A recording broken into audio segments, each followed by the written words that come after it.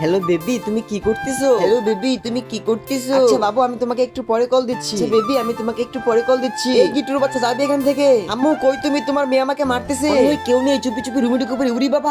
আরে ভাই, আমার ভুল হয়ে গেছে, তুই আম্মুকে বলিস আরে না। আম্মু কই তুমি? দেখো তোমার মেয়ে রাত করে বাসায় আসতেছে। এই টিনা, তুই কোথায় গেছিলি? আরে আম্মু তুমি বুঝো না, ও তো দুলাভাইয়ের সাথে দেখা করতে গেছিল। আমাকে কেন? ওকেও মার, ও আমার কাছ থেকে টাকা নিয়ে বাজি খেলে হেরে গেছে। তুই এই বয়সে বাজি খেলোস? আজকে তোর একদিন কি আমার একদিন? আজকে তো আমার বিয়ে, আজকে তোর মন খারাপ কেন?